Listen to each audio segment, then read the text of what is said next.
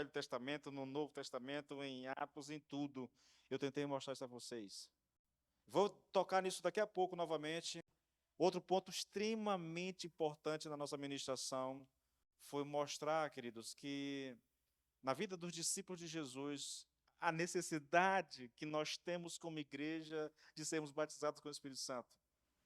Falei e vou falar um pouco mais sobre isso daqui a pouco, que os discípulos, mesmo caminhando com Jesus, convivendo com Jesus, ouvindo, vendo e fazendo algumas coisas miraculosas, mesmo vendo o próprio Jesus Cristo ressuscitado, mesmo tendo sido comissionado por Jesus, eles praticamente voltaram a estaca zero, porque a conversão, a regeneração, não foi suficiente para fazer daqueles homens o que Deus queria que eles fossem. Por isso, eles foram batizados com o Espírito Santo. Falamos das evidências subjetivas desse batismo, falamos das evidências objetivas do batismo, falamos dos perigos que é a, o batismo com o Espírito Santo, ele proporciona alguns perigos na vida do cristão.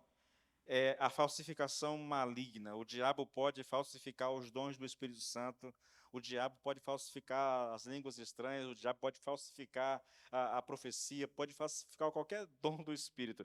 E a gente corre um risco muito sério se não levar isso em consideração. Trabalhamos isso, querido. Trabalhamos isso. E eu queria concluir falando das bênçãos do batismo com o Espírito Santo na vida da igreja. É coisa que você já ouviu, e eu não vou nem me ater muito a isso, porque se eu pegar o texto de Atos, Atos 2 aqui, do 42 até o 47, nós temos ali uma lista, querido, de coisas que são bênçãos na vida das pessoas. A alegria, por exemplo, esse espírito de generosidade, uma disposição e um amor pela palavra em comum, um amor pelo próximo, pelo irmão, que é uma coisa assim espetacular. Tudo isso nós vimos. Mas eu queria listar aqui apenas 4 questões aqui. Eu já listei isso já em ministrações anteriores, mas eu queria colocar para vocês aqui. A primeira coisa, querido, que eu quero listar aqui é a certeza de salvação. O Romanos 8,16 diz que o próprio Espírito testifica com o meu espírito, ou com o nosso espírito, que nós somos filhos de Deus. Isso é um testemunho bíblico dessa certeza de que nós pertencemos a Deus.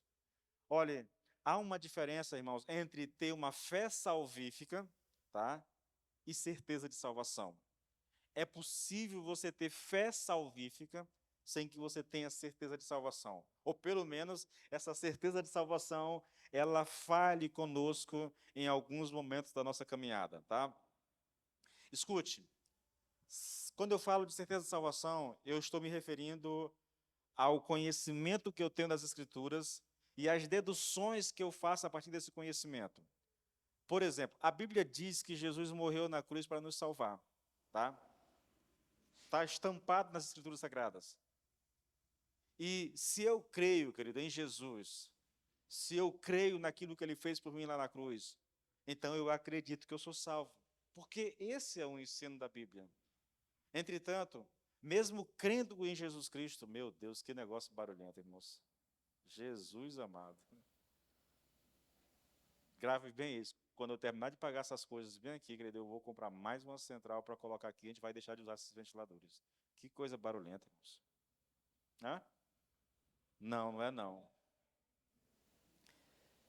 Mesmo crendo em Jesus como meu único e suficiente Salvador, existem situações na minha vida em que eu tenho dúvidas sobre a minha salvação.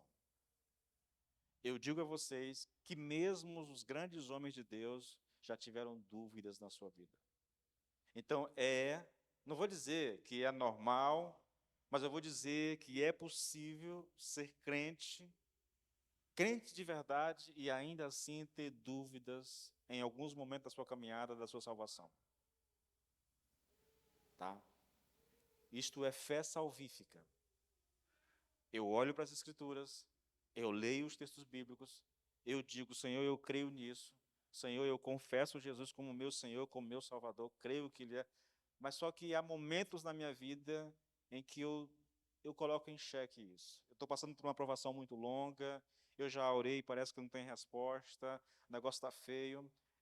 Eu já li de homens que no leito de morte estão duvidando de salvação.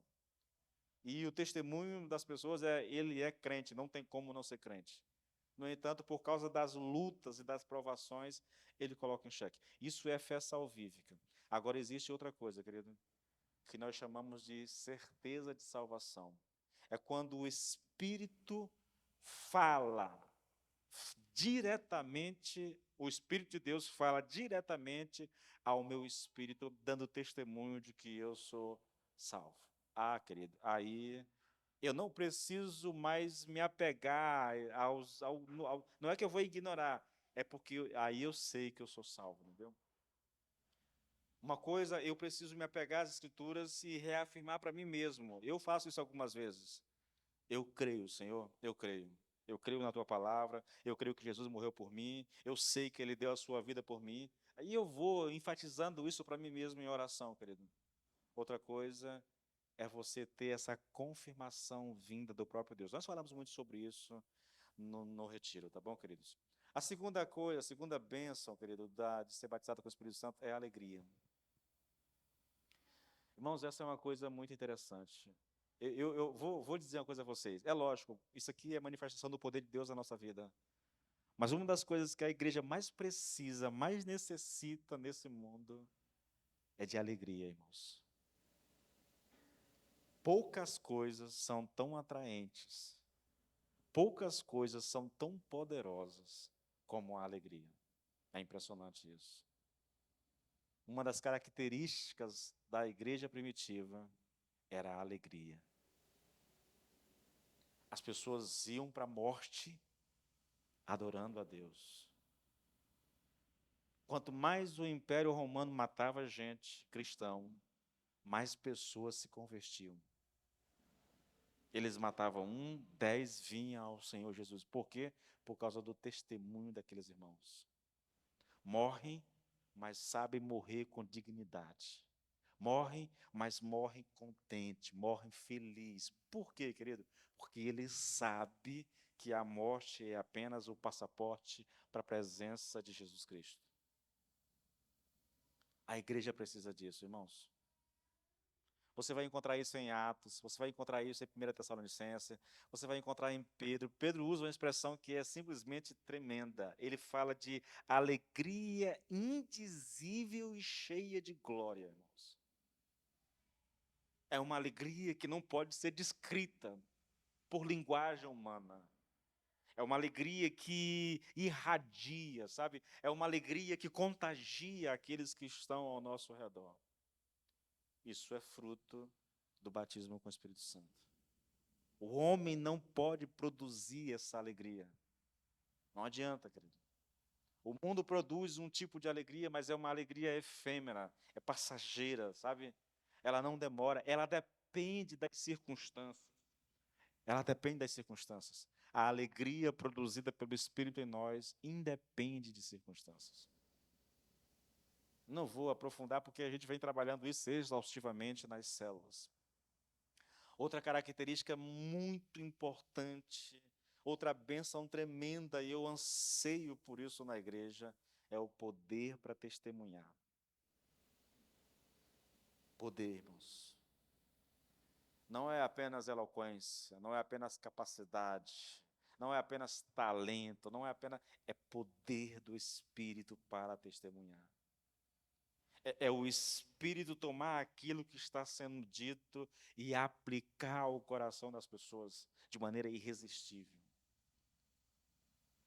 Pedro, na primeira pregação dele, depois de batizado, 3.000 almas foram levadas a Cristo. E se você olhar o livro de Atos, ele faz uma coisa interessante. Depois ele vai falando 5.000 almas, aí depois larga de contar. O negócio é uma coisa assim estrondosa. O poder do Espírito na vida daqueles homens era uma coisa assim miraculosa, irmãos. E, queridos, vamos lá.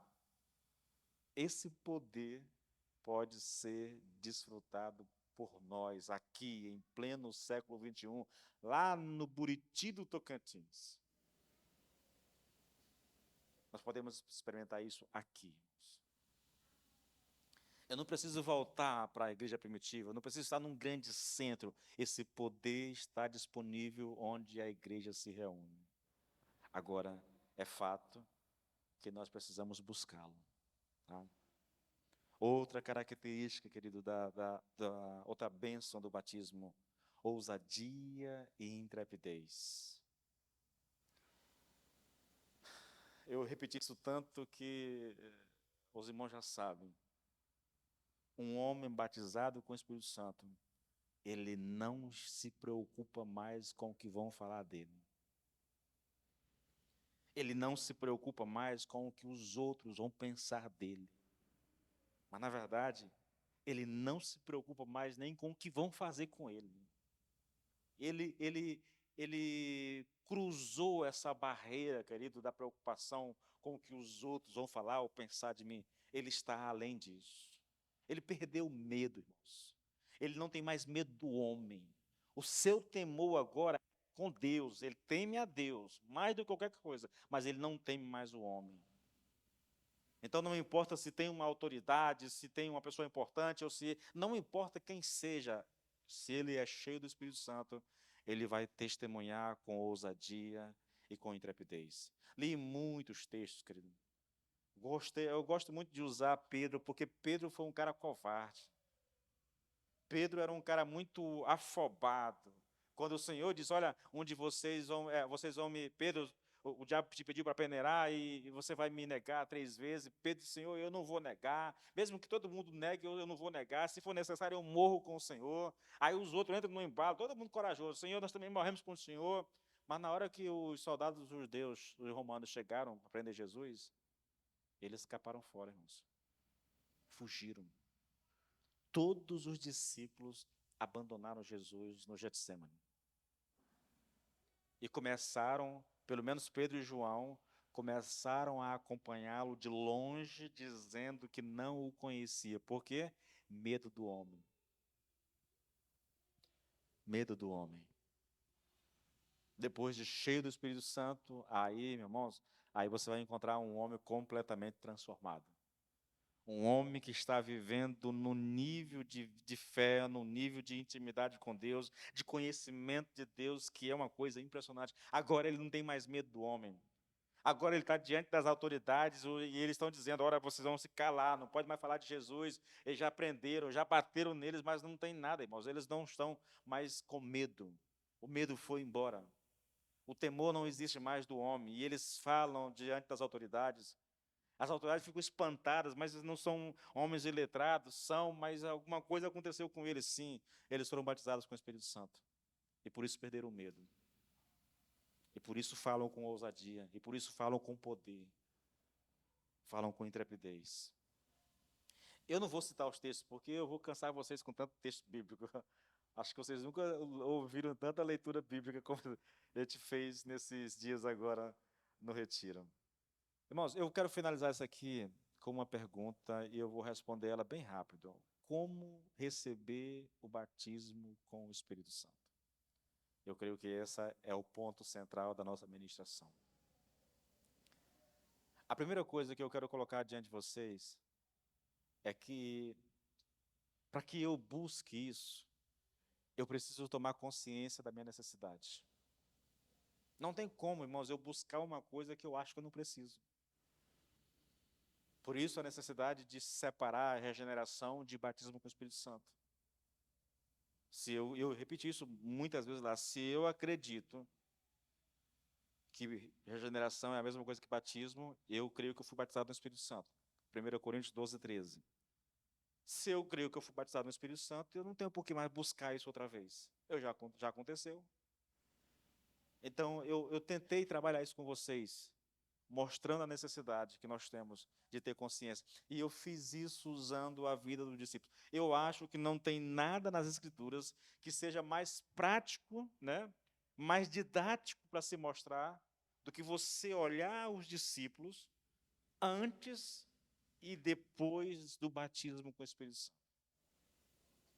É uma lição de casa, irmãos. Eu já vou repetir para vocês. Quando vocês forem ler os evangelhos, observem os discípulos. Observem eles coletivamente, Observem eles individualmente. Toda vez que houver uma referência, veja a atitude deles. Veja o comportamento deles, querido. E vocês vão perceber coisas impressionantes, porque aqueles homens viram coisas tremendas, gente sendo ressuscitado, né, gente sendo curado, gente sendo livre de demônios. Eles ouviram coisas que, irmãos, meu Deus, o Sermão do Monte, sermão escatológico, né? O sermão lá a respeito do Espírito Santo, antes de ele ser preso, e tantos outros textos que nós temos, vários, há muitos sermões nos evangelhos.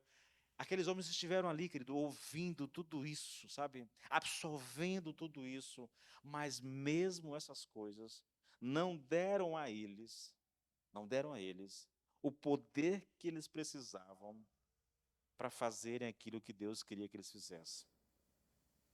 Isso é impressionante.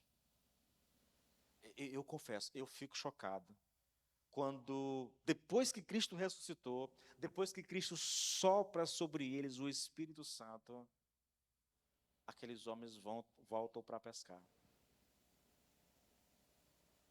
É impressionante, irmãos, impressionante. Pegue eles, Jesus alcançou Pedro numa pescaria praticamente, Pedro, João, lá e os irmãos. Depois disso, você não ouve mais. Os evangelhos não citam mais, não estou dizendo que eles não fizeram, mas os evangelhos não citam mais esses homens pescando. Mas depois da morte de Jesus Cristo, depois que Jesus ressuscitou, eles voltam a pescar. A minha esposa usou uma expressão que é correta, eles voltaram a estaca zero.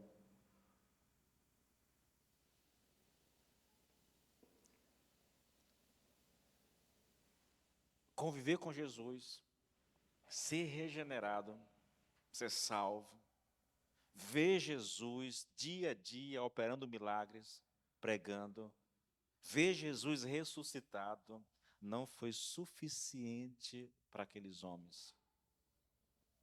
É loucura isso, né? É loucura isso.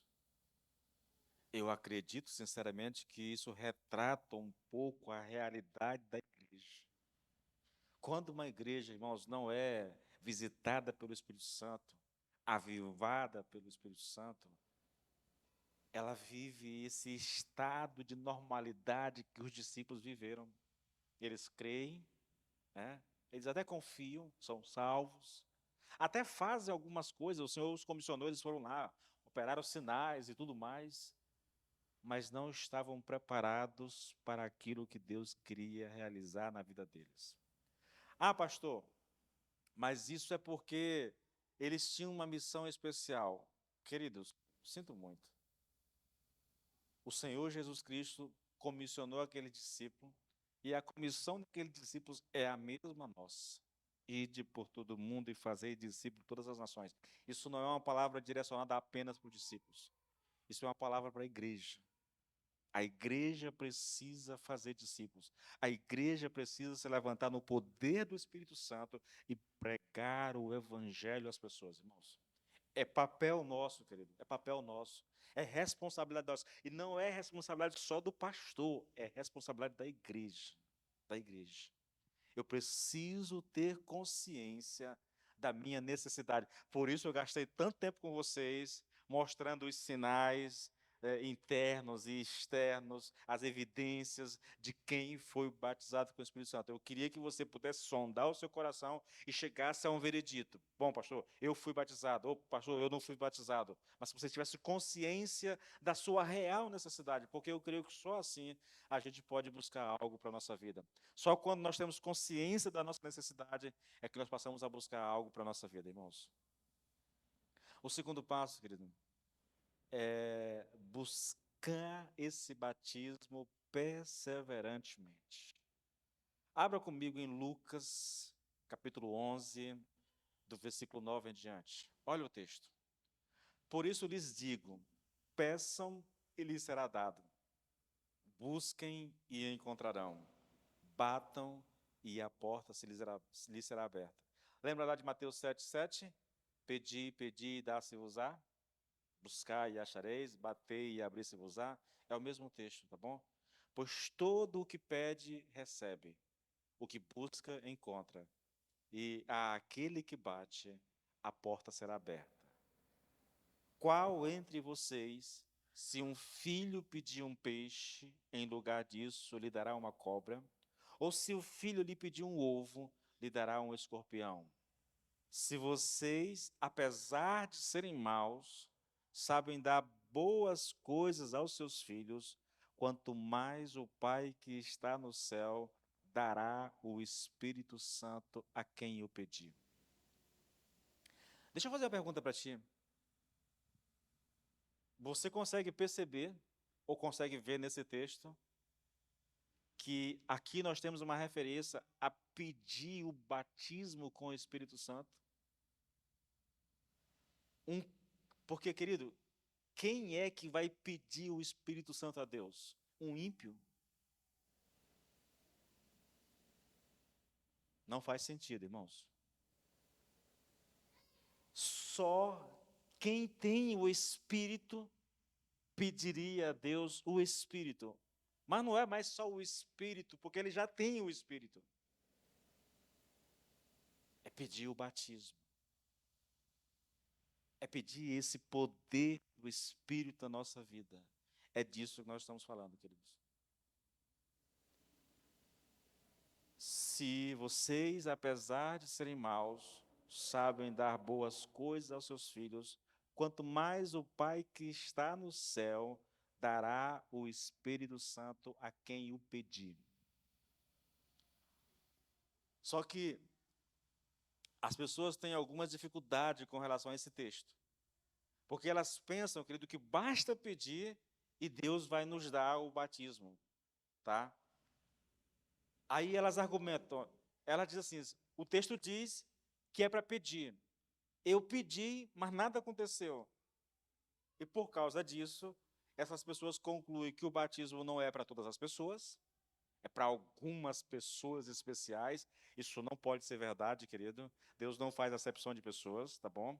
Ou então, elas chegam ao absurdo de acreditar que Deus não está cumprindo a promessa que fez. A questão desse texto, irmãos, e aí eu quero chamar a sua atenção, vou repetir algo que eu já disse muito lá. O Espírito é soberano. O Espírito é soberano. O homem não pode prover o batismo. O nosso papel, o nosso chamado como igreja é buscar isso constantemente, perseverantemente, até que nós sejamos atendidos. Não basta dizer, Senhor, me batiza. Irmãos, eu venho dizendo isso, eu venho pedindo isso ao Senhor. Já tem anos, que eu venho pedindo ao Senhor pelo batismo com o Espírito Santo. Não é de hoje, não é de ontem que eu venho pedindo isso ao Senhor. E é uma oração, eu praticamente larguei quase todos os alvos de oração. Mas é lógico, tá? É só um pensamento que me ocorreu e eu coloquei em prática, mas eu não quero nem que vocês entendam. Eu pensei assim, veja, nós temos uma lista de oração pela igreja. Eu conheço de cor e salteado todos os alvos. Nós temos uma lista de 10 alvos. Eu pensei o seguinte, se o Senhor Jesus nos batizar com o seu Espírito, eu não preciso nem orar por isso mais, porque isso será só consequência. Então eu vou buscar só o batismo.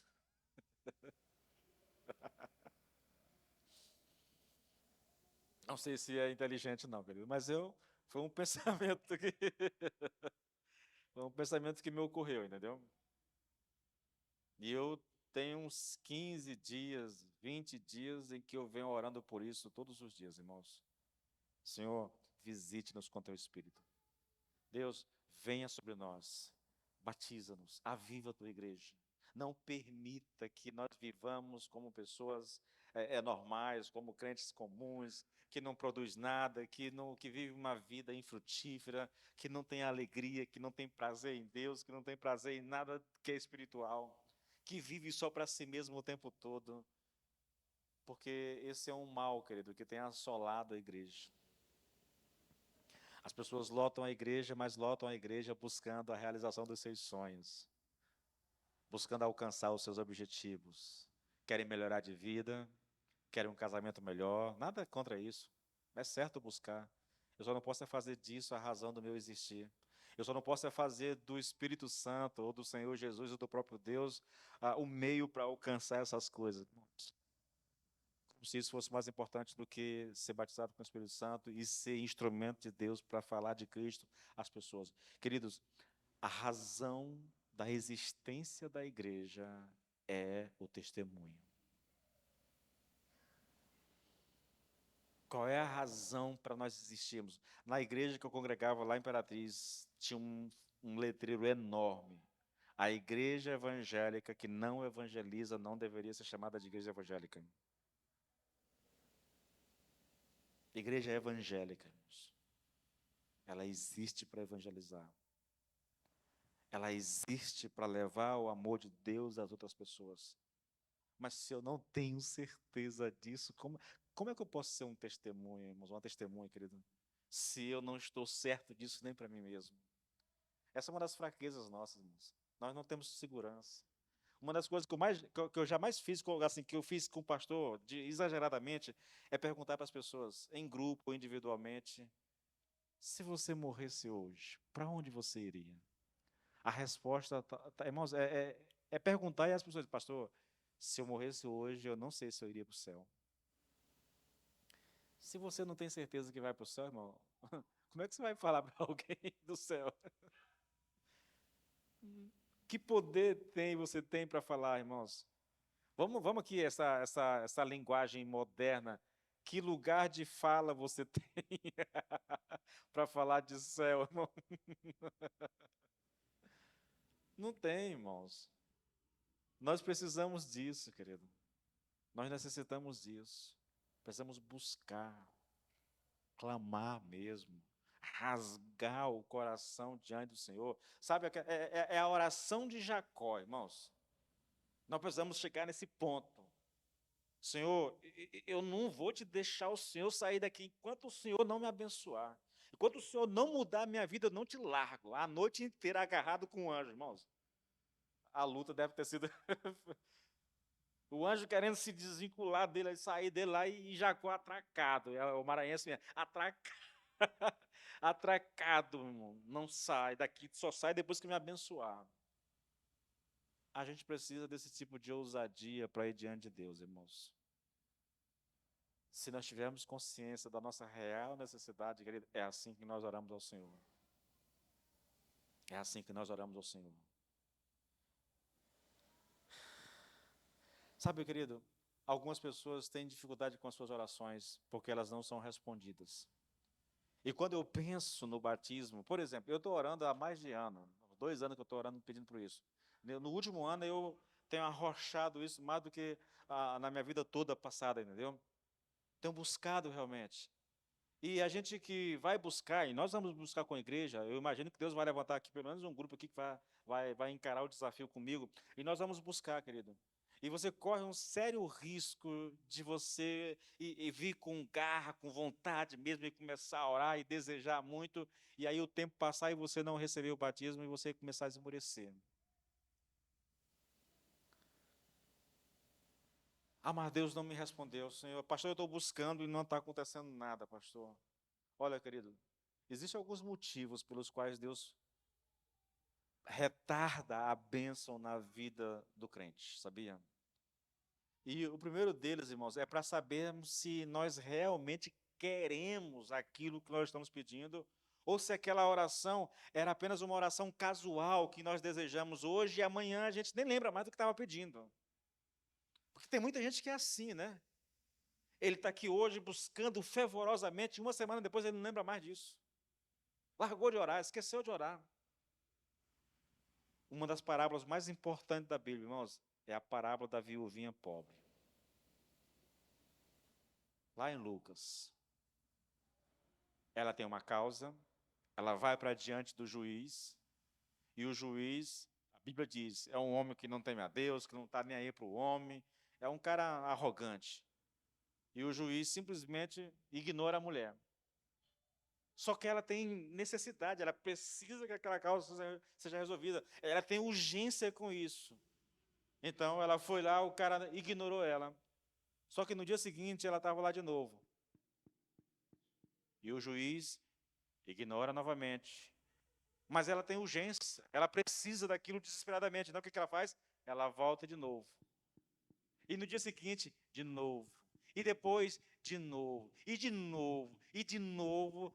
O cara tá para pirar. Aí ele chega a uma conclusão. Eu vou logo atender ela e me livro dela. Mas só se livrou depois que foi atendida. Não é impressionante isso? Eu estou falando aqui, não é de dias, nem mesmo de semanas. Eu estou falando de meses. E que pode se transformar em anos. Mas se nós tivermos consciência da necessidade, querido, se nós entendermos de fato a necessidade, essa é uma busca que só deveria parar quando nós alcançarmos a bênção. Então, às vezes, querido, Deus retarda a bênção porque Ele quer provar o nosso coração. Ele quer saber se nós de fato queremos aquilo que nós estamos pedindo para Ele. Tá? Outras vezes, irmãos, a oração é retardada, a resposta à oração é retardada porque ainda não é o tempo certo. Ah, pastor, tem isso? Tem, irmãos. A bênção de Deus, fora do tempo de Deus, pode ser uma maldição na tua vida. Estranho isso, né? A bênção de Deus, fora do tempo de Deus, pode ser uma maldição na tua vida. Você vai encontrar no Salmo, eu não lembro qual é o Salmo, depois eu posso te dar esse texto, em que as pessoas estão buscando ao Senhor e Ele não quer abençoar. Mas eles estão insistindo naquilo. E o Senhor diz, eu vou abençoar para o castigo de vocês. A bênção vai se transformar em castigo. A bênção se transformará em juízo. A gente tem que ter cuidado, irmãos. Tem que ser paciente. Tem que ser paciente, querido. Tem que saber esperar no Senhor. O tempo dele. O tempo de Deus é o tempo perfeito. Não é o meu tempo, não é quando eu quero, não é agora, é quando Deus quer. É quando Deus sabe que é o tempo certo, tá? E às vezes, querido, às vezes, a bênção é retardada porque as nossas motivações são erradas. Há pessoas que buscam o batismo no Espírito Santo para ganhar evidência. Eles querem o poder de Deus para se promover, tá? Eles não estão preocupados com o reino. O que eles querem é se promover, na verdade. Ah, querido, tá aí uma oração que Deus nunca vai atender, irmãos. Um homem buscando o batismo no Espírito Santo para se promover, ele nunca vai ser atendido. Não vai. Eu preciso pedir, ser perseverante, mas pedir pelo motivo correto, pelas razões certas. Qual é a razão, irmãos? Testemunho. A principal razão, o batismo é um batismo de poder que nos faz testemunhas de Jesus, da sua pessoa e da sua obra. O batismo vem para promover Jesus e não o homem. O batismo vem para tornar Cristo conhecido das pessoas e não o homem. Nós devemos buscá-lo com essa motivação. Caso contrário, a gente pode se frustrar, tá bom? Dito isso, eu vou relembrar aqui algumas coisas, tá bom, queridos? Que eu disse para os irmãos. Eu tenho algumas coisas aqui, mas eu vou finalizar essa questão. Como igreja, nós vamos passar a orar. Eu vou começar com 2 dias por semana. Eu não sei se o horário, irmãos, se de 5 a 6, para mim é um sacrifício. Meu Deus. Só em pensar dói a minha alma. Dói. Ah, Jesus. Mas nós vamos começar a buscar. Eu acho que, eu não sei se para quem trabalha de 6 a 7 talvez seja difícil, né? Porque não dá tempo para. A gente pode marcar de 5h30 a 6h30. Acho que dá tempo para o pessoal chegar em casa, se organizar e sair para o emprego, para o trabalho, tá bom? Vou fazer um teste de 5h30. Nós vamos orar na terça, tá? Porque já tem culto à noite, a gente já entra no embalo, é de madrugada já, tá bom? Na terça e de quinta para sexta, querido. Nós vamos tirar 2 dias por semana e nós vamos orar. Começa terça-feira agora já, aqui no templo, tá bom? Vou vir para cá, a mesma coisa. Não é a mesma coisa da oração, mas porque a gente vai ter um tempo maior de busca, na verdade, tá bom? De oração um pouco mais individualizada, tá? Para esse momento de busca individual, tá? Mas a mesma coisa, vou chegar, vou ligar o som, colocar um sonzinho ambiente aqui para quem está aqui. Você vai sentar num cantinho e vai começar a buscar o Senhor. Lá no final a gente faz uma oração ali mais coletiva, tá bom? Mas um tempo maior para busca individual, porque é o que nós queremos, tá bom? Que cada um busque, que cada um manifeste o seu desejo e se expresse diante do Senhor. E aí depois, no final, os 20 minutos final, a gente tem um tempo para orar junto pela igreja, tá? 2 vezes por semana. 2 vezes por semana. Vamos voltar com as vigílias, tá bom? Vamos começar uma vez por mês. A gente vai tentar pegar ritmo devagarinho, tá bom? E agora em dezembro, eu vou agendar isso logo. Nós vamos tirar um dia como igreja para consagração. Nós vamos ir para cá de manhã. A ideia é fazer um café de manhã aqui com os irmãos. Nós vamos comer juntos e depois disso nós vamos tirar um dia de consagração ao Senhor, com louvor, com oração e com pregação. Nós só vamos sair daqui depois do culto à noite. Tá? Pastor, eu não dou conta. Tá, o senhor que sabe. Quem quiser vir, vem. Entendeu? Quem quiser vir, vem. Eu não vou atrás, eu não vou empurrar ninguém, forçar ninguém. Não vou, irmãos. Já está aí uma coisa. Ou você quer ou você quer. Se você não quer, te vira, entendeu? Eu não vou atrás. É sério, querido. Eu não estou brincando, não. Não estou exagerando, não estou sendo grosseiro. Eu só estou dizendo que eu não vou ficar atrás do irmão. Irmão, vamos lá, vamos lá. Vou não, irmãos. Ou você quer ou você não quer. Você que sabe, a vida é sua, entendeu? Eu vou insistir daqui, de púlpito, falando de púlpito.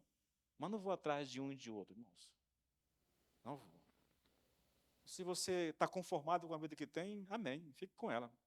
Eu não quero isso. Não quero. Irmãos, depois do que nós ministramos, se você continuar conformado, que Deus te leve logo para a glória.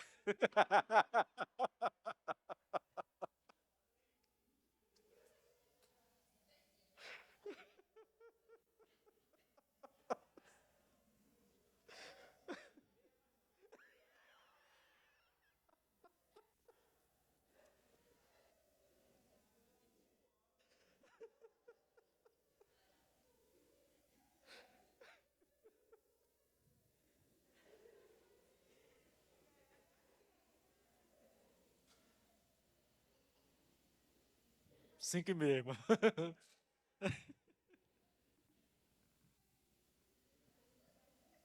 Queridos, você pode e tem o direito de querer continuar como está. Direito seu, irmão. A gente não vai. A gente anda, irmãos, com quem quer andar conosco. A gente convive, e principalmente para algo dessa natureza, com pessoas que querem. A pessoa que não quer, irmão, ela vai te dar trabalho. Não é que eu não quero ter trabalho, irmãos, é porque é espiritual, irmãos. Ou Deus gera no teu coração o desejo, ou você vai ficar por conta própria, querido. Tá? Eu penso, querido, que nós precisamos, como igreja, ser radicais. Chega de ser um crente comum. Ah, eu sou crente, amém. Crente tem que ser radical, irmãos. Ou é radical ou não é crente. Sério essas coisas. Chega da gente querer parecer com o mundo. Chega da gente querer imitar o mundo, sabe? Ah, eu sou crente, mas nós somos crentes equilibrados, calmos. Ah, não sei o que que tem. Diz logo, nós somos, tudo é frio mesmo, não tem vida não, sabe? Não tem alegria não. A vida cristã é um fardo para muitos de nós. Está na hora da gente mudar o discurso, irmãos. Quantos anos tem que você serve a Deus? Quantos anos tem? Quantas vidas você já levou para Jesus, irmão? Quantas pessoas vão estar no céu por sua causa? Porque você orou, porque você investiu, porque você foi atrás, porque você não desistiu. Quantas? Você vai chegar no céu de mão banana. Não, pastor, eu quero ir para o céu. Ah, meu Deus do céu. Essas coisas desanimam a gente, querido. Eu já vi gente, pastor, eu vou, nem que seja pendurado no Senhor. Vai, não, meu irmão, comigo não vai, não. Leva, nem minha esposa comigo eu vou te levar. Eu vou sozinho. A entrada no céu só passa um por vez. Ou você vai sozinho, querido, ou você está perdido, entendeu? Tem esse negócio não, irmãos. Tá, vamos parar. que Acho que já tá na hora. Eu espero que terça-feira nós tenhamos um bom grupo de pessoas aqui para orar, tá bom, queridos? Vamos nos colocar de pé e vamos finalizar esse momento.